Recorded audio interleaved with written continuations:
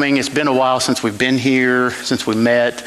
It took a while to get, Department of Education is overwhelmed with work, and we've got some other project managers that are helping get this through for your district. So when we met via Zoom last time and did our orientation, you all had asked and stated, to go ahead and put together a draft plan based off of the information that we have already gathered. I have two draft plans for consideration and talking points. You can either choose to go one way or another, or we can mix and match in between, but I think we need to explain each one. That way you know why I got to a point to give them where they, to make the drafts where they are.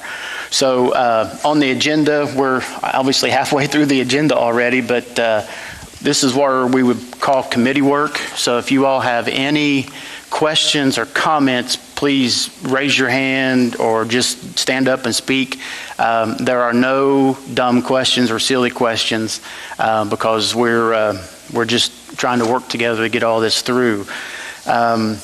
So first of all, anybody with the public that's not on the committee here. It's fine if you don't want to speak, but if you are here, we at least just want to know. So okay. Okay, so if you have any questions, what we have to do is there's a public forum. So if you don't have any questions or answers, you can sit. And if you don't have any questions right now, we will go ahead and close the public forum and move right into our committee work. So did you have any questions? Okay. And since there's just one of you, if you have questions later on, just feel free to ask. Two, okay. Fair enough. Just raise your hand and ask if you have any questions. Okay. So what we'll do is we'll go through the first draft, and it's the one that just says draft at the top. Each one of them are three pages. This facility plan, and if you remember whenever we talked in the orientation meetings 1 and orientation 2, that this is really, it's not just a 4-year plan, but this is a long-range plan for the district. We received all the information back from University of Louisville on the trending population. And unfortunately, for right now, and I'm as optimistic as Eric is, that population will start to grow here again in Muhlenberg County. But as of now, we only have to go by what the data says, and it says that you're trending on a downhill pattern of population for students. So that's part of this committee's work, is to figure out how to react to that, because you already have all the facilities, and we need to make sure that the idea is to get the buildings as full as we can with students, because that will drive down the total cost of education for each student. So thinking of a long-range plan, this plan is for 4 cycles, for 4 years. This first draft plan is for beyond 4. Just looking at the data and the experience that we've had with the same type of data. So in a nutshell, what this first draft plan says is that if you follow along with me, it says the plan of school organization. The current plan is exactly the way the schools are being operated now. The long-range plan, and it is a long-range plan, is a preschool through 6th grade, 7 and 8, and 9 through 12. And what that does is it tells us that this would move 6th graders back to the elementary schools, and then we would put the middle school all into one campus. Per this plan, it's listed as the East Campus. So if you'll follow along with me on the school centers, you'll see that, and we already had one question earlier today about student enrollment, and the student enrollment comes from the end of the previous school year. So that's the data that the Department of Education wants us to work with. So currently here at the West Campus, it's 11 through 12 school center, 657 students, and because we broke the tech wing off and Felix Martin Hall off, with the exception of the band room, the West Campus will hold 708 students per the 33.3 students per classroom that the Department of Education regulates us. So it has a capacity of 708 students, and we have 657 students here. Now, what the plan calls for is for this facility to become a permanent 9 through 12, to move all 9th, 10th, and 11th, and 12th graders back over to this campus. And when we do that, the formula changes, and that would bring us, based off of the previous numbers, 1,259 students over. And at that point, by taking advantage of all of the classroom spaces that are here and are available for a 9 through 12 center, it would make the capacity 1,198. So we would be at right just a little above capacity, and we knew that all along because on the pre-planning that we have done, we were trying to find spots for teachers more so than students because of the student-to-teacher ratio, which is much lower here in Muhlenberg County. Moving on to the East Campus is currently the 9th and 10th grade center, 720 students, and based on the classrooms over there, it'll hold 853. If we change it to the county-wide Muhlenberg County Middle School, and the name can be something else, whatever the district decides, but for the planning purposes, it would be Muhlenberg County Middle School, and it would be a 7th through 8th center. And based off of taking all the students from South and North Middle School, we would put them over at that campus, and there would be 705 7th and 8th graders. The capacity wouldn't change because the ratio is still the same for that campus based on the number of standard classrooms. And what that does is the Muhlenberg County Career and Tech Center, that is actually the tech wing that's constructed over here on the back side of the campus. That would remain a permanent 9 through 12 center. And because the student population is shared with this high school, the enrollment and capacity has no number on it because it's a shared capacity, and then that's what helps drive up the capacity here at West Campus. And then the Renaissance, yes? Is that included in the 1,198? Yes. Because it's a shared occupancy. And the question was, he wanted to know if that number was, that the tech center was included in 1198, and it is. So then the Renaissance Center would remain the same because its population occupancy is shared with the high school students as well. So it would remain the same as it is.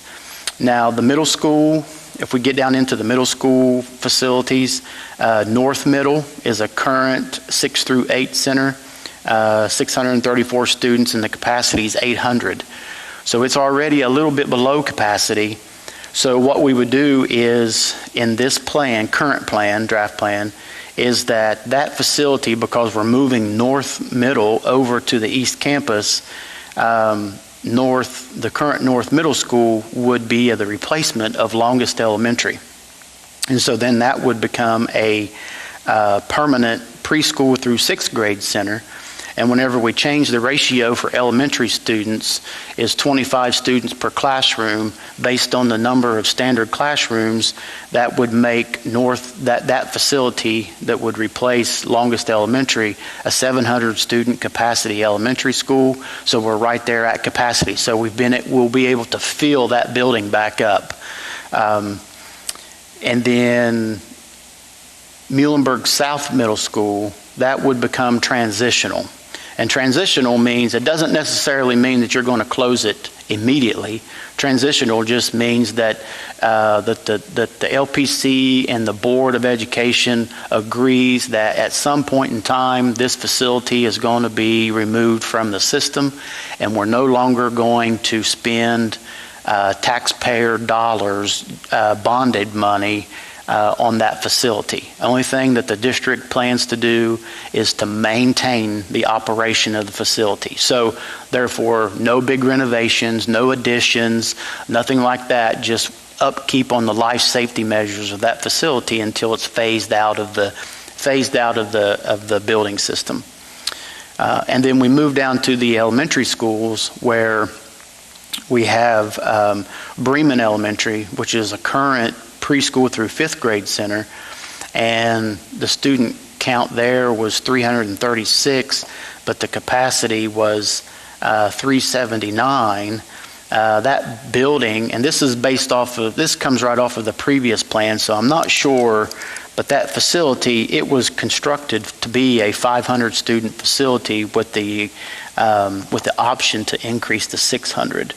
So by us moving the sixth grade back to the elementary side, we would have 468 students. And basically what that does is, by closing Longest Elementary or making Longest Elementary transitional and moving the sixth grade back, for planning purposes, we've distributed those sixth grade students equally across the remaining elementary schools, which rounds out to about 69 students. Now we know geographically, each school's not going to get exactly 69 students, but for planning purposes, it shows us how we can fill those buildings back up to drive down the cost to educate the kids. So Bremen would be right at capacity at 468 out of 500. Central City Elementary would be at 456 out of 654. Greenville Elementary would be 620 out of 725. Longest Elementary would remain transitional. Longest right now, it is currently transitional on your current district facility plan. So 4 years, or back in 2013, when the previous plan was done, the LPC and the Board of Education decided to make Longest transitional at that point in time. So it would remain transitional. And then Muhlenberg South Elementary, whenever it would become a preschool through sixth grade center, that would be around 593 out of 750. So this current plan shows how we can basically eliminate two of the oldest facilities from the district's fleet of buildings, and we're able to refill those elementary schools back up to near capacity, which would be beneficial to the district on many ways. Especially eliminating two schools itself would actually benefit the district a lot as far as funding. Any questions about that? Because everything else down these renovation projects is based off of this information. Sure, yes, sir. On the line there, right there where it says middle school, Mm-hmm. placement of Longest Elementary, and then it's got in bold permanent, 5-6 center. Yes. Okay, so that, the number there, 705, that is actually the number that the North Middle group is going to be in conjunction with the South Middle. That is actually the students that are at Longest Elementary. And if we take back, let me find my other folder, if we take back essentially 70 students into the Longest Elementary calculation, that would push them up to that 705.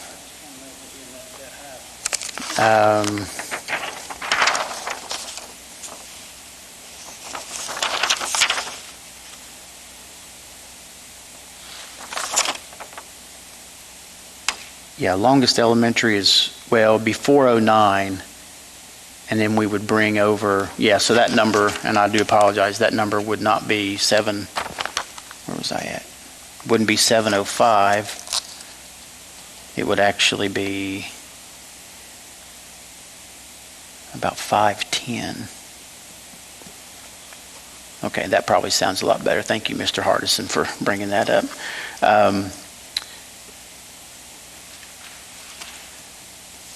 Okay, so if we go down into the projects, priority one per the orientation are projects that the district could foreseeably fund within the next biennium, which is in the next 2 years. We know that there's one project here at West Campus, is that when we get 1,200 students back over here on the campus, that the cafeteria and kitchen, they are not of size to support that many students. So we would do a phased construction of a new kitchen and renovate the existing kitchen space and the existing cafeteria space to serve 1,250 students. The new addition would also include all new kitchen equipment. So there would be about $600,000 in renovation and then the new kitchen and everything else. And these numbers are coming from KDE. The actual numbers will be whatever the project bids at. But in the planning purposes, if you recall on the orientation, for every high school across the state, they want us to use $254 a square foot for any addition or renovation. Same thing with elementary schools. That way the state, when legislation looks at it, they look at it that everybody is equal, but they know the geographic area, the numbers are going to change. So, but for planning purposes, this is where we're at. There are no projects for brand new construction, no projects listed for just a regular libraries, cafeterias, but we do have the gymnasium or the kitchen on there. No CARE strands like preschool, site-based council, those projects. Now, there is, on this new planning cycle, there are 2 other codes. One is 1E, which is renovation to upgrade existing facilities to meet the life safety requirements. When Senate Bill 1 was passed in 2019, there were some regulations put into place for door hardware and security measures. Looking at your existing buildings, there are 3 buildings that could benefit from some upgrades on security vestibules. We did a year or so back, 2 years back, we did some security vestibule upgrades at the East and West Campus. All the other newer schools have security vestibules, but the Renaissance Center, Greenville Elementary, and the North Middle School, which would replace Longest in this planning scenario, would qualify for those hardware replacements and security vestibules to comply with Senate Bill 1.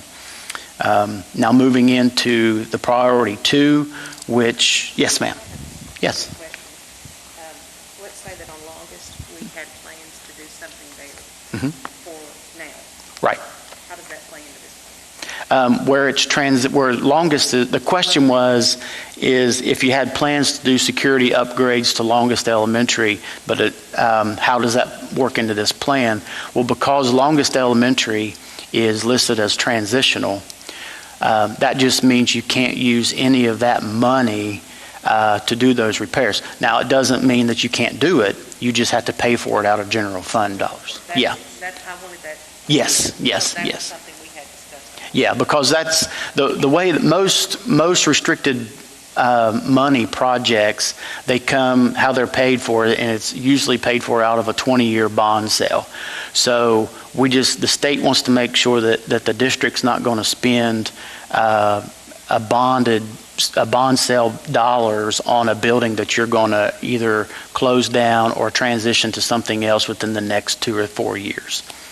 Now moving into the priority 2 projects, these are projects that would conceivably happen after the first 2 years, after this next biennium, which normally, and if there wasn't a dire need for kitchen cafeteria here at West Campus by bringing all the students over 9 through 12, every project for the district would be listed in priority 2, because that way the district could pick and choose what project they wanted to do at any given time.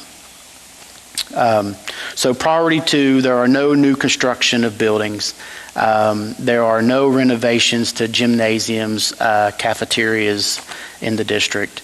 Project priority 2C are major renovations to all the other buildings within the district.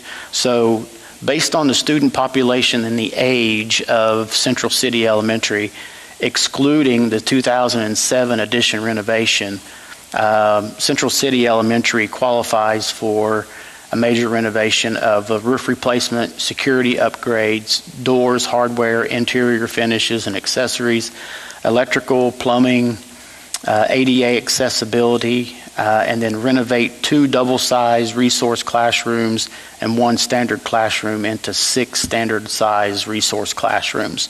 That part there was a carryover from the last plan, and where a lot of elementary schools usually struggle with finding resource classrooms that are sized for the task. I'd recommend that we would keep that on there. Central City Elementary also qualifies for a self-contained FMD suite, and it qualifies for a family resource area addition.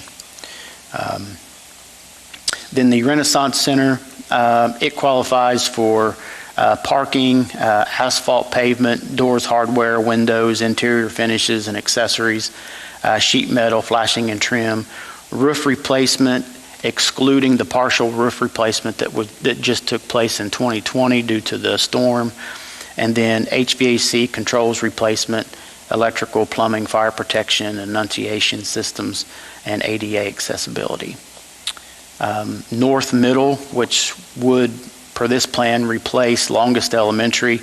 The only renovation that facility qualifies for is the major renovation to the existing 1950s gym. And that would be of the interior finishes, accessories, fixed athletic equipment, and ADA accessibility. Because I believe you all did go back and air condition the gym at some point. You didn't yet? So we need to add the air conditioning back into that gymnasium. Yeah. So I'll add that back in, and that will help. Scott, would you recommend including a small adjustment as far as converting from a middle school setting to an elementary setting, as far as some of the bathrooms or something like that, going from a larger child to a smaller child? Yeah, if we would have to make some changes to if the plumbing fixtures, the mounting heights were substantially lower, if they were on the lower end of the variance that's available, then we would need to make some adjustments there. But simply based on the age of that facility, it doesn't come along with any major renovations. So we would have to utilize what's there. Now, I would put in a mark, and Department of Education may require us to push it down in discretionary, but I would definitely have a line item in there to take care of like student cubbies, things of that nature that were in elementary classrooms. You really don't, or that were in middle school, you would want to either put those cubbies back in the classroom, get rid of the lockers or something like that. So that's something we can talk about once, if there's a plan that's achieved, we want to do that, we'll start drilling down on the individual items that we can add in. Depending on the age of those systems, they may have to go into a discretionary column down at the end of the plan, which isn't a bad thing. It's just you would have to pay for those items out of general fund. Adding the HVAC in there to that gymnasium will help increase that need at that facility by at least $500,000. So that's good for the district as far as the unmet need part. So that would help. Here at the West Campus, there's a lot listed there outside of the kitchen renovation and addition. One thing that is on this plan that was not on any of the previous plans are the major renovations that these facilities qualify for, which is good for the district. The Department of Education says that you cannot do a major renovation to a facility unless the facility is 30 years or older. Well, these facilities, East and West Campus, are 30 years old. So now what that does, that opens up these facilities to qualify for a ton of renovation That way it's on your facility plan, and based off of your seat numbers and taxes that roll, that you acquire, that allows you the ability to do these renovations when the district sees fit. So here at West Campus, we have HVAC system and controls, with the exception of the work that happened with the components of the guaranteed energy savings contract that took place, which is not much.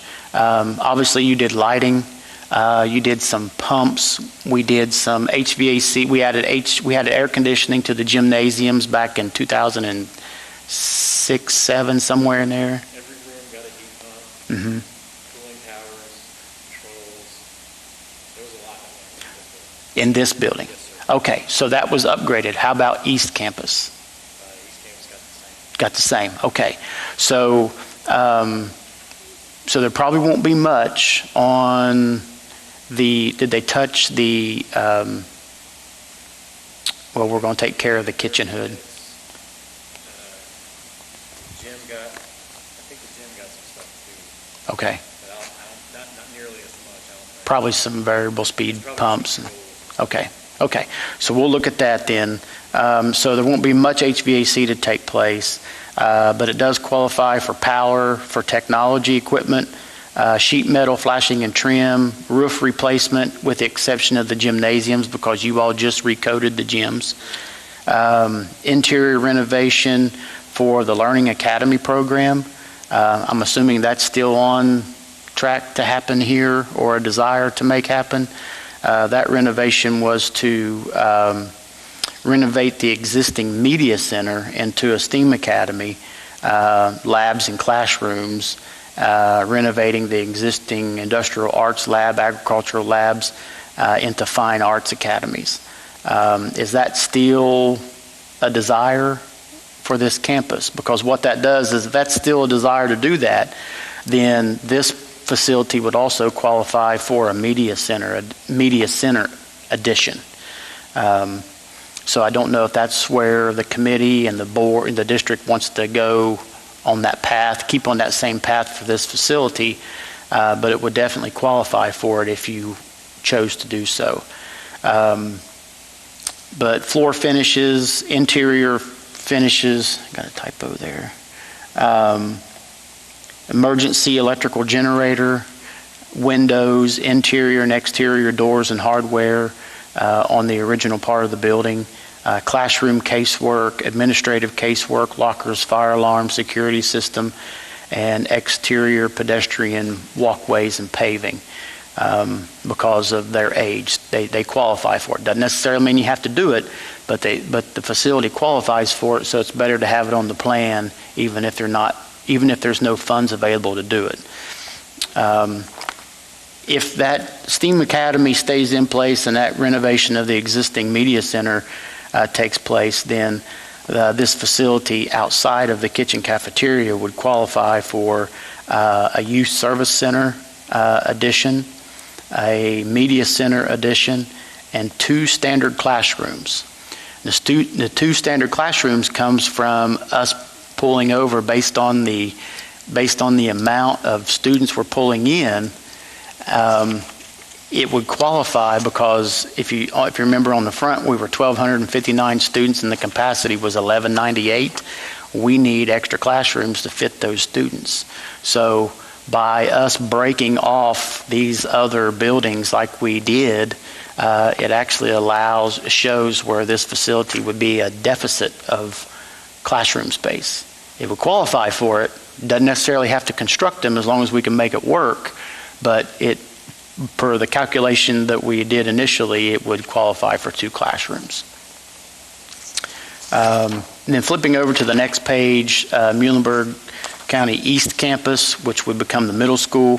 Basically the same thing, and we'll review the HVAC numbers based on the work from the Guaranteed Energy Savings Contract. That facility before also qualified for the same roof, with the exception of the gymnasiums. Subdivide 2 double-sized resource classrooms into 4 classrooms, renovate resource classrooms into a self-contained FMD suite. Renovate to also include interior finishes and ceilings, floor finishes, emergency electrical generator, windows, interior and exterior doors, classroom casework, administrative casework, media center furnishings, casework, lockers, gymnasium fixed equipment, fire alarm, security system, and exterior pedestrian walks and paving, and asphalt paving. And then Greenville Elementary, it's one of the newer schools as well, but that major renovation would include some HVAC that was not included in the Guaranteed Energy Savings Contract, and then it does qualify for a new fire alarm system as well, just based on age. So with that being said, that kind of takes care of all the remaining buildings and the renovation projects. Then we move into the management support buildings, which are the central office and the central bus garage. Those facilities qualify for major renovations, especially HVAC and controls, with the exception of the Guaranteed Energy Savings Contract. Electrical, plumbing fixtures, fire protection, enunciation system, renovation of restrooms to meet ADA accessibility. And then the previous plan called for a 1,000 square foot addition to the boardroom because the current boardroom is undersized for the size of district that we have here in Muhlenberg. So it does qualify for a 1,000 square foot addition. The bus garage, major renovation to include installation of vehicle exhaust evacuation system, renovate the existing spaces to meet ADA requirements, fire alarm system, HVAC system and controls, roof replacement, sheet metal flashing and trim, exterior doors and hardware, asphalt paving, and security fencing. So based on this information, and we'll adjust some of the numbers accordingly based off of the Guaranteed Energy Savings Contract, but that would make the district's need about $42 million. The previous plan had your district need at about $54 million, but a lot of things have changed since that last planning period. The last planning period was to construct a new freshman academy and a early childhood center and a brand new school for Longest Elementary. A lot has changed since then because the population keeps dropping. So with the amount of population that's in the county now, it will no longer support the addition, those new facilities, because there's not enough students to fill those. So now we have to react to that. So we're kind of changing the plan a little bit to make it more efficient. Other discretionary projects, and this is where, I call these the fun projects, that once you get everything else done, and if you have donations or you have a lot of extra general fund dollars that you want to do, this is normally where you would add projects that really don't qualify under the KDE model program based off of the population of the school, but there's still a need that you wish to do at each facility if and when you get the dollars. Here at West Campus, there was an item on there, the previous plan wanted to build a natatorium because swimming was becoming popular. I'm not sure where that is right now. If you still have a good swim team and wanting to go that route, and then I would definitely leave it on there, because if you have someone come up, either Martin Foundation or somebody else in the area that says, hey, you want to build a natatorium for $2 million, here's X amount of dollars. And so you want to keep it on the plan if it's something that you still want to do. Any order. The biggest thing is you can pick and choose, and that's the beauty of putting a lot of these projects in a priority 2, is that at any given time, the district can pick and choose whatever project they want to do. The priority 1 project is the one of most urgency, and that is the kitchen cafeteria here at West Campus. I have another question. Sure. Up here, moving the middle school, the East Campus, currently we have 2 self-contained classrooms, one for their separate. And on this plan, is there 2 separate self-contained There are, at East Campus, there are already, listed on the floor plan, there are already multiple FMD classrooms and suites. So they would be up there whenever you got there. Yeah. And then another discretionary project is at the East Campus, and that one it basically involves all athletics, and that was to react to Title IX and to make all the facilities equal at each campus for boys and girls, and that's just an upgrade there to make that happen. And then Greenville Elementary, based on the student-to-teacher ratio that you all have here in the county, we have addition of 4 standard classrooms at Greenville and 1 storage building. And the reason why that's not up there in a need-based project is because if we take the 25 students per classroom at Greenville Elementary, you actually have enough classrooms to do it. But, and ever since I've worked in the district, this district has been very passionate about keeping the student-to-teacher ratio lower, which that means there's more teachers and less classrooms. So that's why those classrooms are listed down below, because per KDE's guidelines and figures, the building's big enough. But the district wants and has been operating the way that they feel is best need for the students.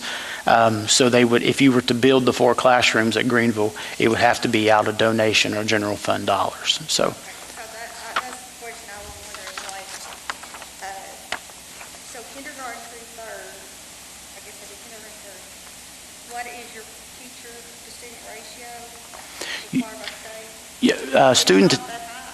Student to teacher ratio, well, for elementary schools, kindergarten through 5th grade is 25 students per classroom. All grades, 25 students per classroom. Your middle school and high school is 33.3 students per classroom. I don't know how we're going to get 0.3 students in there, but that's the ratio that they gave us that we have to work with. But that's what my question is, like, if you did take 6th grade and you put it in the elementary school, where are these classrooms going to be? Well, whenever you move them back and we put 30, if we move the 6th grade back because of curriculum and everything else, that those 6th graders would qualify as that 33.3. So we move those students back over to the elementary school, and the 6th grade kids are 33.3 students per classroom. The rest of the elementary schools are 25, or the classrooms are 25 per classroom. There'll be enough classrooms. I know what you're saying. Yeah, they're. As far as what the state is saying they will be, but yes. Honestly, yes. We have done a couple years, it seems like, worth of pre-planning, because our goal was, and we knew this all along, is that your all student-to-teacher ratios here are much smaller, which is beneficial to the students, is we weren't really trying to find space for the students. We knew that there would be space for students. We were trying to find classrooms for teachers, because each teacher brought along fewer students. So we have worked here and East Campus and did a model where we move students over to East for the middle school. We've done models to put the 6th grade back in the elementary schools. So the good news is there is room. The only urgent need out of doing all that calculating and putting teachers' names on classrooms is the fact that we do not have a large enough kitchen cafeteria to support 1,200 kids here at West Campus. All the other facilities will fill up and be nice and efficient, but that's the major need right now. So, and then as far as about the high school and the lunch, so what's the last lunchtime right now? That's why I wanted to, I have another friend who just got out of okay, so the good news is we had a meeting on this earlier today. It's a very good question. Right now, there are essentially 4 lunch periods, but what we would classify as full lunch periods, there are 3. So the first smaller group comes in at around 11:15, and there are 25-minute lunch periods. And then you have your first full lunch period is at 11:44, and your second large lunch period is at 12:15, and the last one is at 12:40. So you're essentially finished up with lunch by 1:10, 1:15 every day. And that's nice. That's now. So the idea, and we talked about this a little bit today, the idea is that when we get the new kitchen added and expand the cafeteria, that we could do 3 lunch periods, 3 full lunch periods. And so you would basically still keep the same time frame for lunches, because we'll have 3 serving lines in the kitchen, and we'll be able to, and I was amazed by the number of students that they serve in a matter of like 7 minutes. I was shocked. It's several hundred students that they serve in a matter of 7 minutes. So they're really feeding them fast and giving them time to sit down and eat on a 25-minute lunch period. So by adding a kitchen with 3 serving lines, you'll be able to feed 400 students at a time per lunch period, and they will fit in the new expanded cafeteria. That's a very good question. Scott, there would also be the option, I want Donna to weigh in on this, of going 4 lunch periods with 300 kids or so. Yes. And but they could shift a little bit there with some things they're doing. Donna may want to jump in. Brad Phipps was with us today, and you still don't finish a whole lot longer later than that. So Right. it's not like they're going. Scott's told the story of his daughter eating lunch at like 2:45. Yeah, it's absurd. Their child didn't eat till like 1:30. Yeah. And Yeah. they didn't get snacks either. And I'm like, Yeah. I mean, me, I'd be dead. Yeah, yeah. My daughter had she still goes to a 2,200 student high school, and last year she had 6th lunch period, and so she didn't even step foot in the cafeteria. She packed her food in her backpack, and she would eat between classes and then come home and graze all evening because there was just no time to eat. So but by the first period, lunch period that you will have, it's a smaller group. Am I correct by saying that?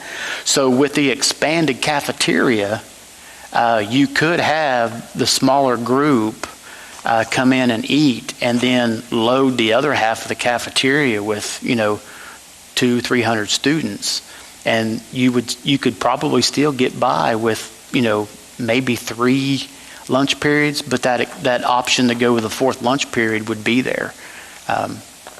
So it would be you'd have a lot of flexibility by doing this. But that is a great question that we talk a lot about. We don't want kids that have last lunch eating at 1:45. Yeah. So that's something that we have figured in, and certainly that was a discussion point. Yeah. It's good questions. So any other questions about this particular draft? I know it's a little long-winded there. In the second draft, I'll run through it, and I'll be much, much quicker. So the second draft, if you'll pick it up, basically in a nutshell, what this plan does is it does the same thing here at West Campus. The only thing different, a lot of things different, but the major things are East Campus would still close out South Middle School, and South Middle would go over to East Campus. In efforts to try to fill that building so that we're not looking at, very few students, and we're going to anyway, because I think the Renaissance Center only has like 69 or 70 students. But just for temporarily, if we didn't want to push the 6th grade back to the elementary schools, this is basically what this plan details. And so you would still move the South Middle over to East Campus. North Middle would remain the same, as is for now. Then the Renaissance Center would become transitional, because then we could take, if this committee and the board wanted to, we can isolate and move the Renaissance Center over to the back wing of, which would be similar to what's back here in the technology area, for the Renaissance Center, and close it off, have a separate entrance and everything. What that does, though, is it hurts us on the band side. We would have to identify a band room, and I think by it being a middle school and the mezzanine, I think we can create an actual regulated size middle school band room in one of the mezzanines of the gymnasium up top. That's a possibility, and that would help that Renaissance area, but those are project details we can get into. The other thing you'll notice on this particular plan, and I have a lot of red printed on here, is that by keeping your elementary schools at a preschool through 5th grade, what that does is you notice that all of a sudden every single elementary school, with the exception of South and Greenville, are all in the 300 student range. Anytime that you drop into the 300 student range at an elementary school, it starts to become very inefficient to operate. You're teaching, it's costing more per student to teach whenever you have 300 students in an elementary school. So all of a sudden the districts, the general operation fund of a school system starts to get taxed by doing that. Now, it's okay if you all have the funds to do it, but all the regular maintenance costs and energy costs and everything else, all that comes into play regardless of how many students you have in the building, because the building size doesn't change. You still have to keep the lights on, you still have to maintain it, pay the power bill and everything else. So all that overhead cost is factored into the cost to teach each student at that school. That's why what we try to do, and what Department of Education wants the districts to do, is try to get those buildings as full as they can get them, because that makes those facilities more efficient to teach out of and to operate. That's the benefit of 6th graders. Yes, that's the benefit of, because face it, across the state, and we deal with this all the time, no community wants to lose their elementary school. That is, because a lot of folks, especially in rural areas, once the elementary school is gone, basically the identity of the little town is gone with it. So the benefit to moving 6th grade back to your elementary schools is that now all of a sudden you're putting 60 to 70 more students back into those elementary schools. You're filling them back up, therefore ensuring their existence until it gets to a point to where you have to make other changes long term down the road. And that's why that first plan was kind of presented, is because we were looking long range down the road. So essentially that's what the draft plan number 2 says. We're going to keep the elementaries at preschool through 5th grade. Middle school will stay 6th through 8th grade. All the students, high school students, will come here to West Campus. But then that also has a trickle-down effect on the projects that come into play, because what that does is you either keep the students at longest and it remains transitional, or you can move it back to permanent. It takes a lot of paperwork to move a school back to permanent status. We have to make sure the test scores are up, attendance is up, things of that nature. So I would probably, if you were going to go with the draft 2 concept, I would probably recommend that you just go ahead and leave longest at transitional. Don't try to bring it back to permanent, because you can still operate it just the way you've been doing for the last 6 years. So that's not an issue. But it does come into play on the projects down the road, but your unmet need still stays about the same. So nothing really changes, with the exception of all of a sudden you're operating your elementary schools at much less capacity than what would be desired.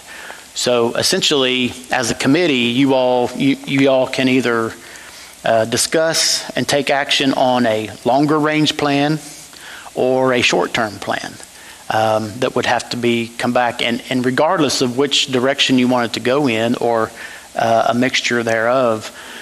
This plan could be changed at any given time that you all want to come back together, or the board wants to bring you all back together, because even though it's a voluntary position, you all are on this planning committee for the next 4 years.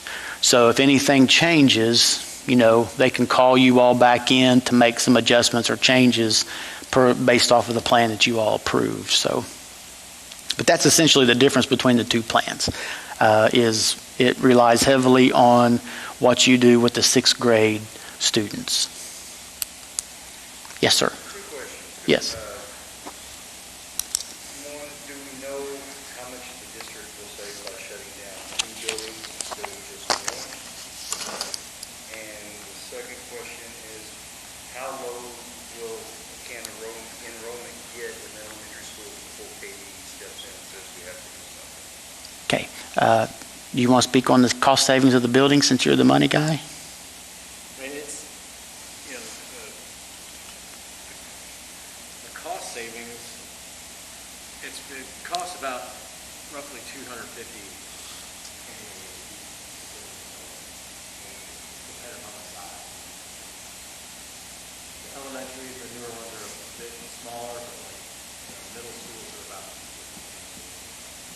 the high schools are significantly higher. I think the one thing with KDE on the enrollment side, this is a discussion I had earlier when we did the energy savings thing.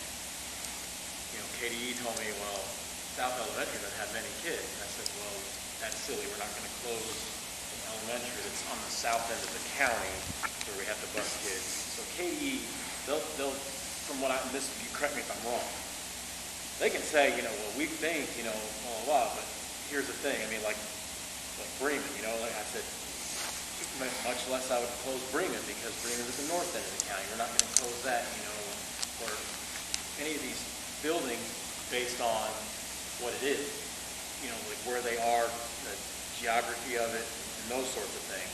So they'll make recommendations, but it's ultimately our district. And Yeah. The school board has the ultimate control over the district. Now, if you get into trouble, and you go to them kind of hat in hand, and they say, well, we told you to do this, that's kind of where they fall back on. Yeah. Does that make sense? So, to explain it more district for what Muhlenberg County is, the first thing that they would do, first of all, any school that gets right at the 300 mark and below, that school gets a target on it.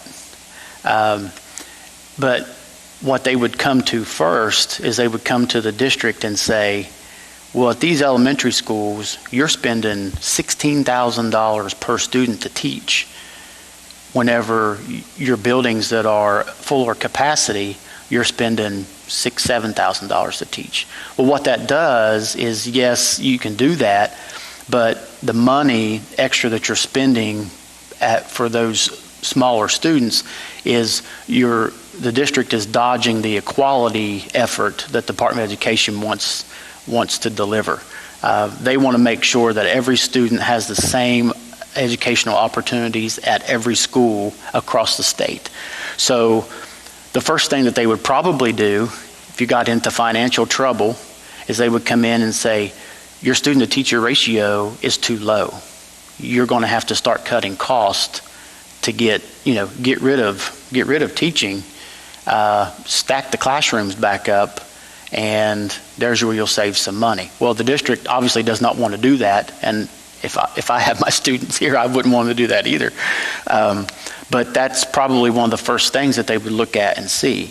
The idea is that if we can make changes to move kids around and change the way that these facilities are being used, and we can keep that student to teacher ratio, and we still have the money to do it, closing down these other buildings by filling the rest of them up helps on the backside of the general fund and operation cost, and then that's the money that can be used for other things in the district, like salaries and benefits and things like that, because schools are essentially funded out of two different pots of money, and so there's always going to be money, depending on how many projects that the district has, there's always going to be money for facility upgrades, and that comes right off of your tax bill. That's all that money can be used for. The rest of the money is all student, population-based, average daily attendance, everything else, test scores that help pay the teacher salaries, the maintenance, and everything else in the district. So, there's a lot that goes into this concept, but, I work in districts where they are dead set. They are not going to get rid of those elementary schools, and I've got a district in the south side of the state that it has 81 students in an elementary school, and it's costing them $22,000 per student to teach there because the building's big. Well, that's fine. They get to keep their building, but across town, there is an elementary school that is at capacity, and it's costing much less to teach, but the district is spending so much more resources, $12,000 per student, to teach at this one little school. And so the equality, these students over here are getting a much better attention than they are at the building that is but basically occupied at full capacity. So that's where it gets kind of testy with the Department of Education, but it's the district school. If they have the funds to operate it and they're not operating below their 2% contingency, that's the district's loss for doing that.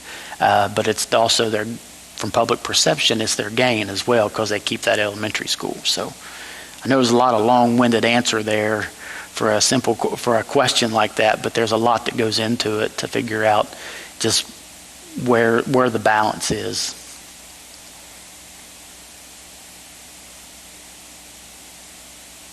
So we need. On the first drive, what would be, what are we looking at as far as transitioning?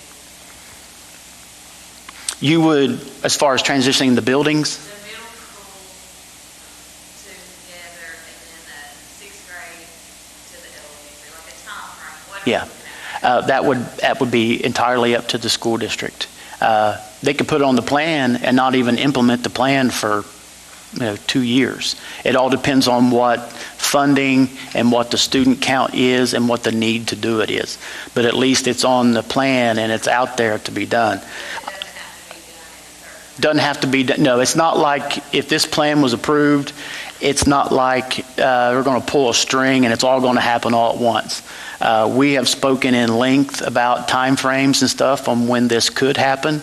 Obviously, the first priority is to get 9 through 12 here at this campus, and then slowly merge, move south over to the North Middle School.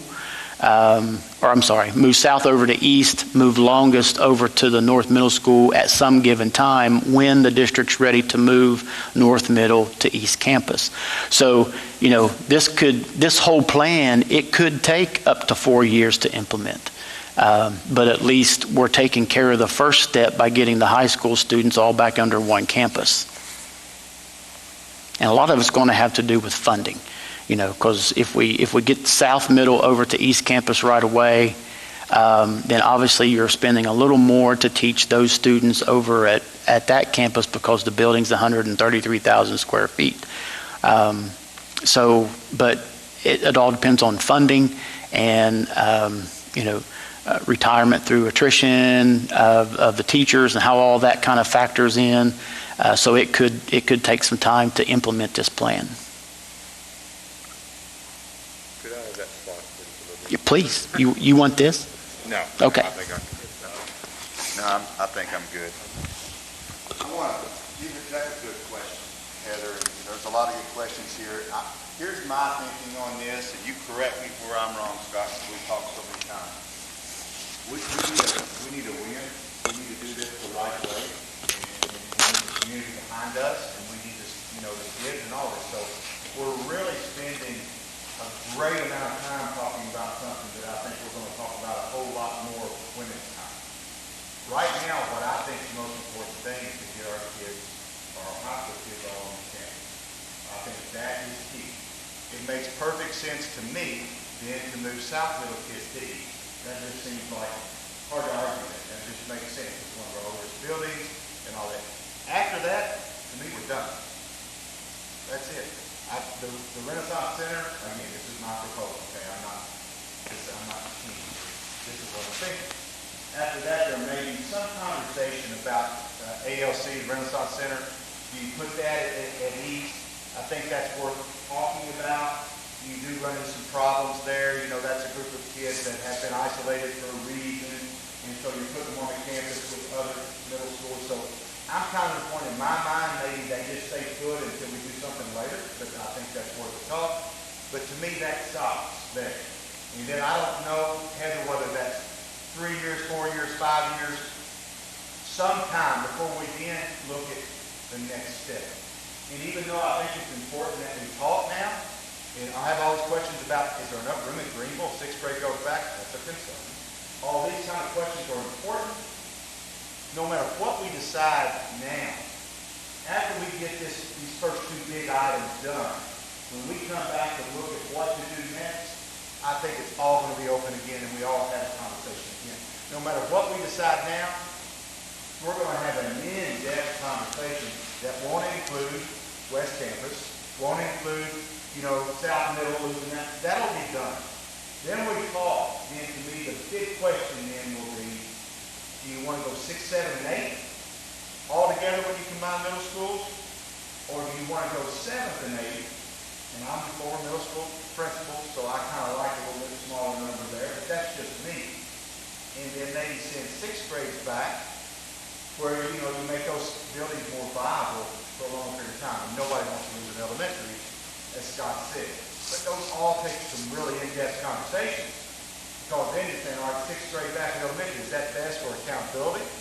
Is that, there are other talks to be had that I think are important. Scott, stop me anytime if I'm heading down the wrong road. You're good. But I think right now we're spending maybe enough time, but I think it's as simple as now, do we want all our kids here next year? We want to push for that. And move South Middle kids to east and push for that. And then have something on paper that KD can look at and say, hey, at least they're thinking down the road. But when down the road gets here, we're going to roll up our sleeves and have a whole lot deeper talks than we're having right now. Is that fair to say? That's very fair. So that's kind of what's in my mind. I don't want to get up. Here's what worries me about this meeting. They're sending 6th grade back to elementary. Or I don't know. I mean, I promise you this. Before any of that happens, there will be a whole lot deeper conversation about just that. So we're not flying by the seat of our pants here. Whatever we decide now is getting ready to happen. Getting our kids on West Campus, getting South Middle East, that's what we want to happen for sure next year. I think that's the big ticket item.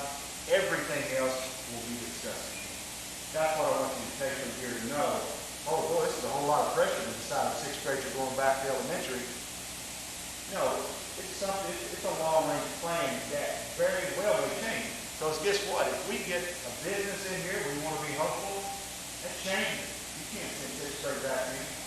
There's no way there'd be room if our population goes up. If we keep dropping, our decision may be made for us. Everything that's on that plan now that we're getting ready to change, there's a lot of things on there you're like, where did this come from? It made sense at the time. But circumstances have changed, and therefore we'll change. It's the same with the plan we're making. Is that fair to say? That's very fair. Okay, so I'm asking back up. You're fine.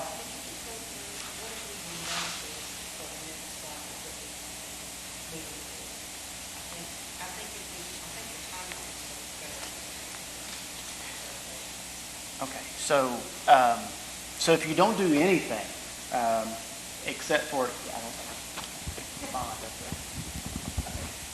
so I think the question was, what happens if we don't do anything? Well, if we just do the High school and the middle school. Well, what's going to happen is there will be a gaping hole left as far as student population versus building capacity. And that's kind of what that draft 2 shows. But it doesn't necessarily mean it's a bad thing. They'll just come back and say, we recommend that you shut down, and they'll look at it from a numbers perspective. So they'll come back and they'll say, shut down Bremen Elementary. And we're like, it's the newest elementary school we have. There's no way in the world, because they don't look at it geographically. They look at student population versus student capacity. So what would happen is they would come back and they would give a lot of recommendations, but as long as the district could continue to support that effort, it's the district's choice to do it.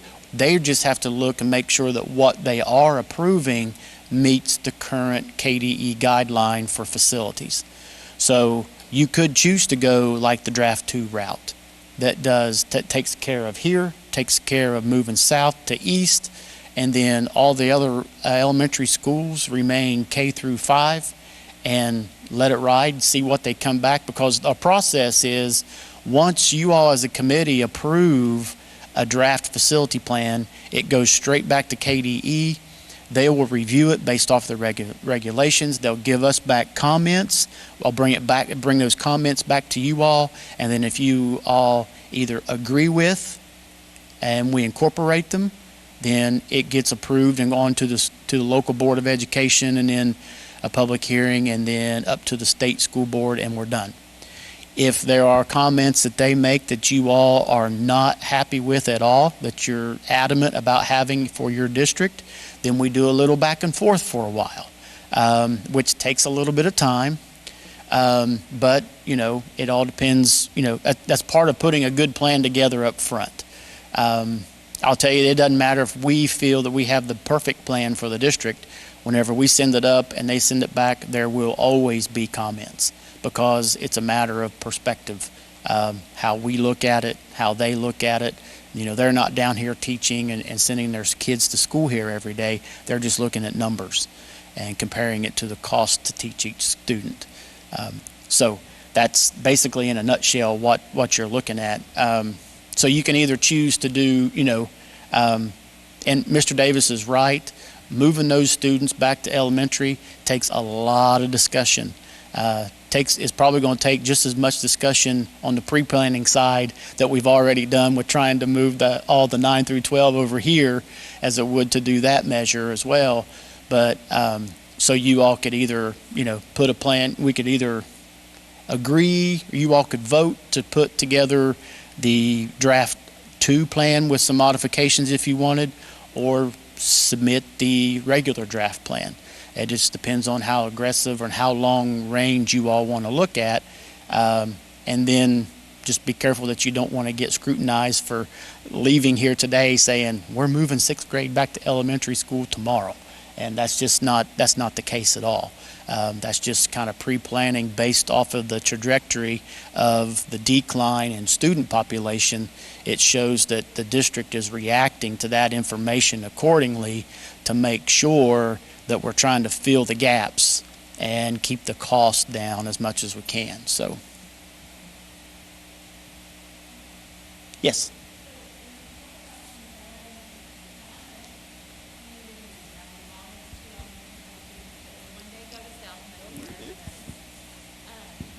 But I'm married to a teacher, and so I can't help but wonder about when you talk about consolidating students to campuses, what does that mean for staff? Well, the good part, you want to answer that? Or I can.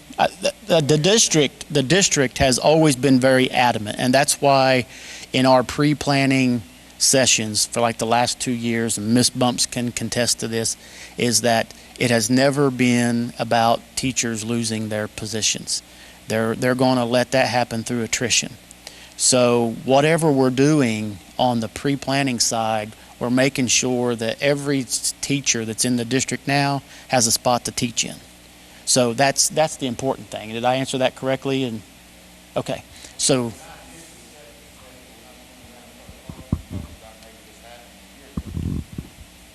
I said all along that what we wanted to do was keep our staff. I didn't want staff to be nervous, am I losing my job or whatever. And I said all along, the one caveat that worried me just a little bit was TVA. The TVA fell off the books. I mean, we lost $6 million in 1 year. Then, all we got to think about it. But that, and I was trying to be as open as I could about our thinking. Well, TVA did fall.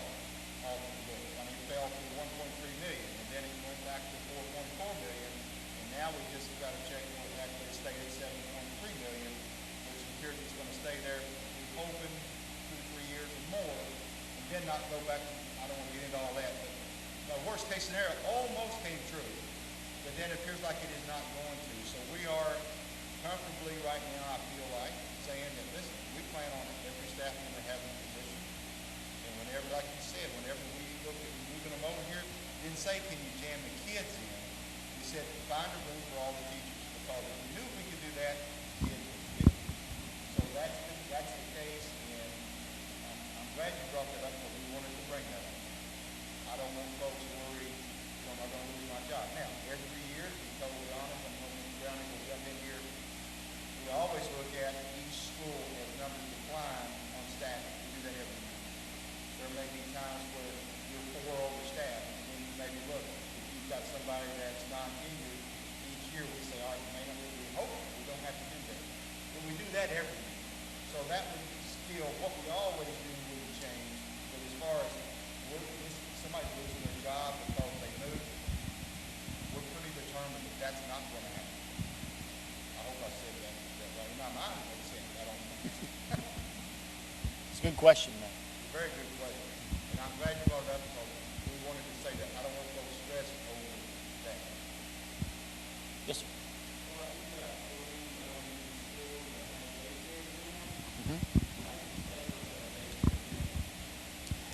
They actually don't.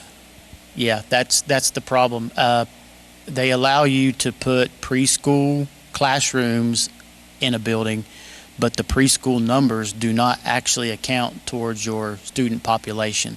So when you have a daycare in, that's basically a separate entity or business, I guess, and those numbers do not come into play. So for instance, if you were going to build a brand new elementary school tomorrow and you were going to put a daycare in it, however many daycare students of square footage per student, the district would have to pay for that space out of general fund dollars. They could not use bonded money to pay for that. So that does come into play. So we would have to look at we would have to be creative on how we name those classrooms at those facilities. And if it's daycare, it's daycare. We just want to make sure that, if you're having to provide it, you may have to either add classrooms or eliminate some of the program spaces to house those daycare facilities. But that's a good question as well. All that's going to come into play because even on a standard like Bremen Elementary, for instance, that was the last new elementary that was constructed, and there are preschool classrooms listed, but when Bremen was constructed, they couldn't use bonded money to pay for the preschool classrooms. They paid for that out of general fund because the population doesn't help account towards the funding mechanism. If I could go back to the plan. Yeah. You were just discussing. I think one of the things that Melanie and I were just kind of discussing, I think it's important to note that no matter which plan we select, remember our current plan, we did a waiver on it. So, I mean, it was 5-6 years old. So no matter what we select, it can carry on without having to do everything on that plan, and it can extend well beyond. And then you can come back, obviously, like Mr. Davis was talking about, and have those discussions. But I think the big thing that I'm taking away from it is that it gives you more options, I guess. And the other thing that I look at when I look at the funding side of things, because I'm looking at the funding side of things, is that there may seem like there's a ton of things that are on there that really we won't do, but at least that option's available. Like the roofing things, longest we paid for with general fund dollars because it's a transitional. Right now it's a transitional school, so we had to fix that roof with general fund dollars. We couldn't bond it even if we needed to.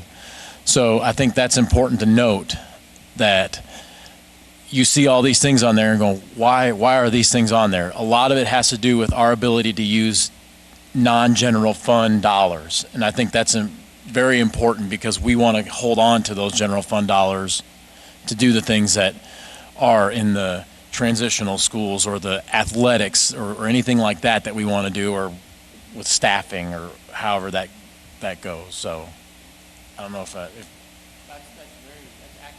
okay. You know, and long term, long range plan of that is if you can get away from that allows you to use bonded money to take care of any of those repairs. And then therefore you're saving your general fund dollars, which helps go towards teacher salaries and other positions in the district, and maintenance and benefits and everything else. So There's a lot more freedom. yes, Federal fund dollars. yes, Not restricted. yes, a lot more. So the idea is that, and I know we've kept you for a long time, and we appreciate you hanging out and propping your eyelids open, but the idea is that we are wanting to try to get this new plan approved at the April State School Board meeting, which our submittal deadline comes really quick. So depending on questions, unanswered questions that you all may have, concerns that you all may have, again, these are just two drafts that we put together based off the information that we had. If you all want to drill in and talk about specifics, we can do that. Or if you all just wanted to decide, well, let's go this route, this planning cycle, see what KDE responds with, or let's go with the longer range plan and see what their comments are. They're going to have comments regardless.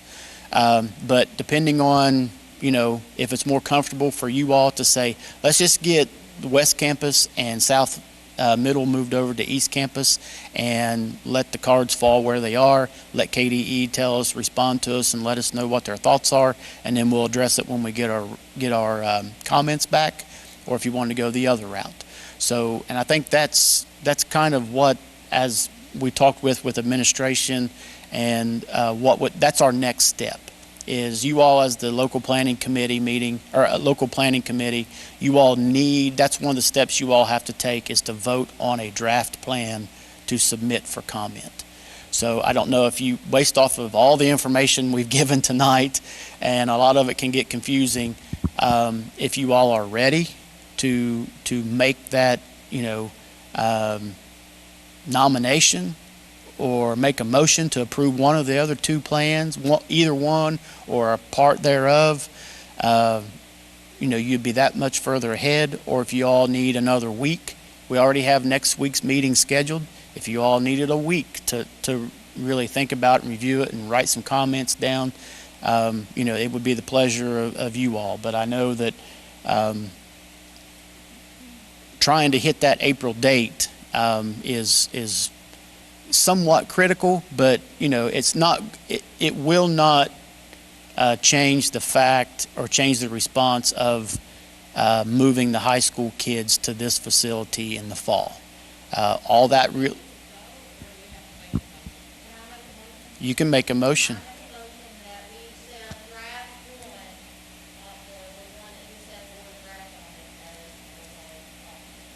Okay. Is there a second? Okay. And I know Miss Bumps, but your name was? Okay. Scott, I know I don't vote, but jump into it. Even if we choose draft one, when the time comes for the first of the week, whatever they do, we could end up going with draft two, right? We can make that change. You can make the change. Now, are there any further discussion on?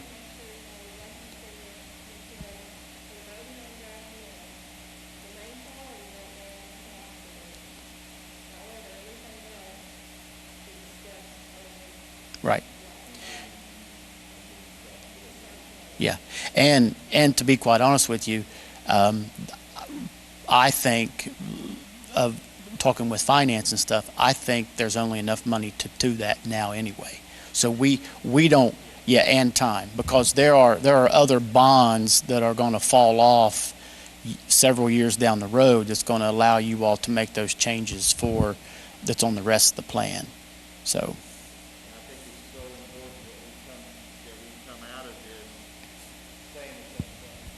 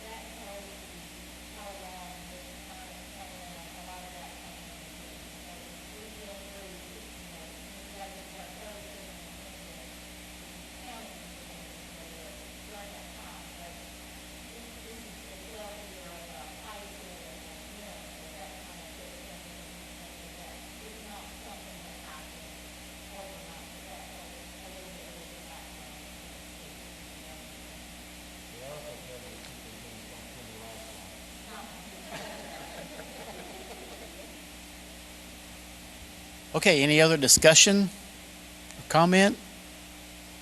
Everyone in favor of approving the draft number 1 plan? Anybody opposed, I guess, raise your hand. All right, so everyone's in favor of the draft plan. So our next step is we already have the LPC meeting scheduled for next Monday. It's very unlikely that we'll have KDE comment back by then. So we can leave it scheduled. If we happen to get KDE comments back, we'll have it. If not, we'll postpone it until we get those comments back. But that's really our next step. And then we'll do the same thing. We'll have a public forum for anybody that wants to have discussion prior to the meeting. And then we'll have committee work session to review KDE's comments and then react accordingly. So. Okay, well, thank you for the time. I know it took some time, but it is very important for the district. So thanks again for coming, and we'll let you know when we get those comments back. Motion to adjourn. Got it.